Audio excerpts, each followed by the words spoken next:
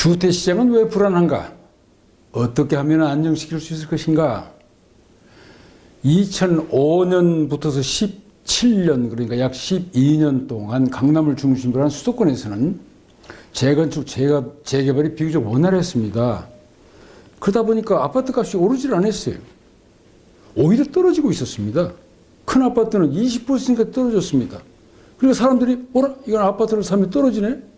그러니까 전세 수요가 늘어나기 시작했어요. 너도 나도 전세 살았습니다. 전세를 살면은 돈이 줄지는 않으니까, 떨어지지 않으니까요. 그리고 아파트 사면 좀 떨어지니까 전부 너도 나도 전세. 그래서 전세값이 자꾸 올라갔습니다. 심지어 매매값의 8, 90% 어떤 경우는 특수한 경우는 매매가를 오히려 넘어섰다는 거 아닙니까? 그런데 문 정권이 들어오자마자 소위 이게 재건축, 재개발하면은 불로소득이 생긴다. 저는 그 불로소득인지 잘 모르겠습니다만은 개발 이익을 환수하자. 그리고 이제 재건축, 재개발을 점차 까다롭게 만들고 허가를 잘 안 해주니까 사람들이 그 다음에는 뭐라 이렇게 되면은 공급이 부족해지지 않을까 한 다음에 이 갭 투자가 일어나가지고 얼마 안 주고 샀어요. 전세값도 조금 보태가지고. 그러니까 갑자기 이제 아파트 값이 들썩거리면서 조금씩 올라갔죠. 그러니까 이제 수요를 억제한다, 대출을 규제한다, 심지어 강남 같은 데서는 거래 허가제까지 도입했지 않습니까? 25번의 조치를 취했습니다. 그러다 보니까 주변으로 그냥 아파트 값이 급등하면서 풍선 효과가 일어났습니다. 재밌는 것은 자유시장 제도의 상징인 미국과 독일에서 실패의 경험이 있었습니다. 뉴욕에서는 2차 대전 후에 돌아오는 장병들이 많았고 인플레이션이 심해져서 서민들이 살기 어려웠어요. 그러니까 대뜸 뉴욕 아파트 촌에 규제를 하기 시작했습니다. 집 주인이 임차인을 마음대로 내보내지도 못하고 임대료도 딱 억제해버렸어요. 그러다가 좀 지나다 보니까 임차료가 유지비라든가 물가 상승률을 커버를 못하니까 아이고 이 아파트는 이건 내놓을 수가 없다. 그래서 걷어들이거나 아예 안 내놓거나 새로 지은 사람이 없어졌어요. 그러다가 한참 후에 슬럼화돼서 실패해버렸습니다. 미국에서입니다. 독일에서는요. 2020년 2월부터서 5년간 베를린 시 안에 있는 임대주택을 규제하기 시작했습니다. 그런데 사회민주당, 좌파당, 녹색당이 연합해가지고요. 그래서 임차료를, 월세를 1.3% 물가 상률 이상은 못 올린다. 규제를 했습니다. 그러니까 독일 사람들이 역시 빨라요.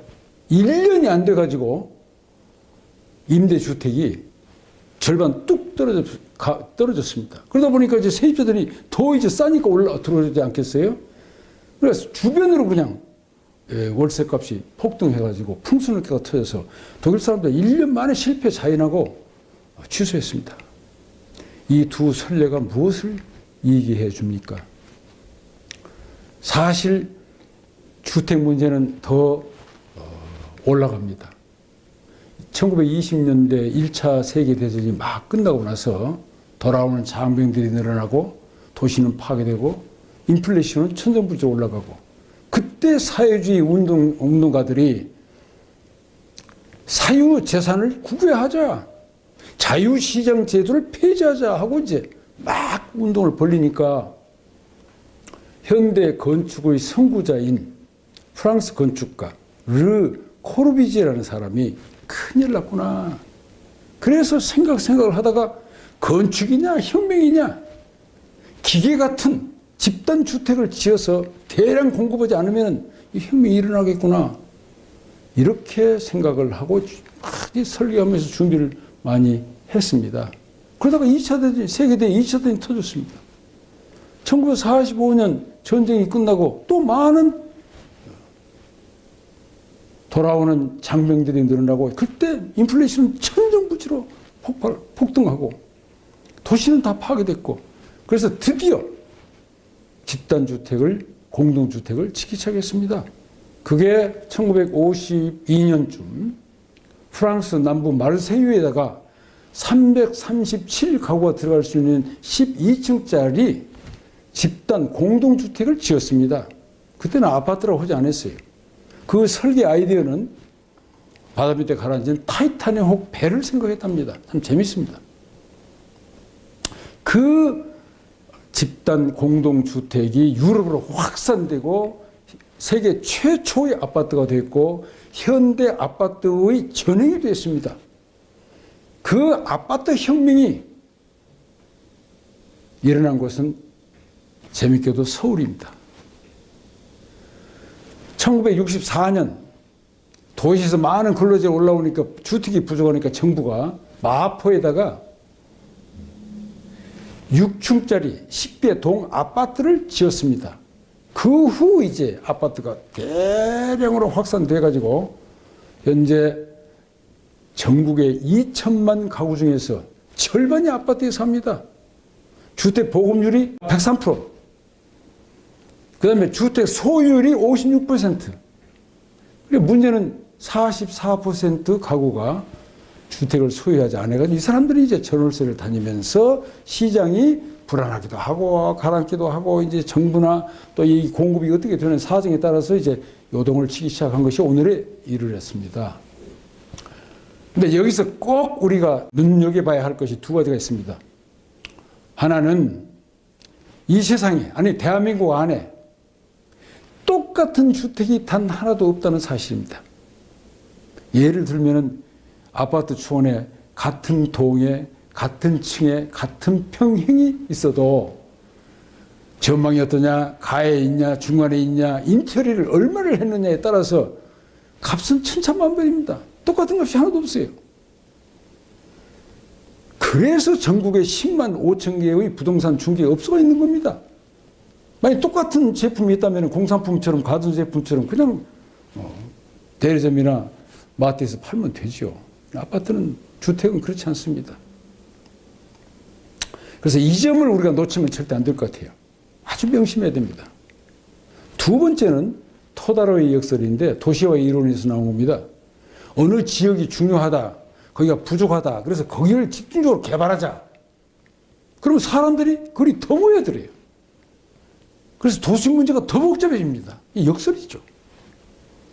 이 두 가지 문제를 꼭 우리가 명심해 두고, 그렇다면 답은 간단합니다. 전 국토를, 도시와 농촌, 지방과 수도권을 종합적으로 스위스처럼, 이스라엘처럼, 덴마크처럼, 네덜란드처럼 종합적으로 설계를 해서 균형적으로 개발을 하면은 주택시장 문제는 안정됩니다. 그리고 사람들이 여유로워지고 일생을 설계할 수 있고, 예를 들면 수도권 중심에는 초고층, 초고등 아파트 용적률을 높여주고 재건축, 재개발을 허용해주고, 농촌에는 스위스 전원주택 같은 아주 아름다운 친환경적으로 자연 속에서 삶을 즐길 수 있는, 그렇게 만들어주면 전 국민들이 다 자기 일생을 내다보면서 젊었을 때, 나이 들어 장년 때, 또 늙었을 때 어디서 살 것인가 계획을 세워서 간다면 전체 주택시장은 매우 안정되고도 남습니다. 그래서 결론적으로 말씀드리면 주택은 자유시장에 맡겨야 합니다. 정부는 주택시장에 개입하면 안 됩니다. 정부가 할 일은 부공정 거래, 독과점, 그리고 불법은 단호하게 단속해야 합니다. 부동산 시장에서 생기는 불로소득이라든가 자산 불평등 문제는 조세 정책으로 다스리면 잘 됩니다. 다만 주택을 구입하기 어려운 힘든 서민들에게는 공공임대주택을 잘 개발해서 저렴하게 제공해드리면 되죠. 우리 모두 함께 꿈과 희망을 가지고 사회 변동에 대한 통찰력, 문제 해결력을 제대로 가져야 돼요. 답을 못 찾으려면 이렇게 얽히고 설키고 복잡해집니다. 그 다음에 우리 한민족은 신밥이 나야 돼요. 신밥 나는 능력으로 새로운 대한민국의 위대한 시대, 새로운 한민족의 위대한 시대, 새로운 경제 대국가, 주택시장의 안정한 위대한 시대를 열어갑시다.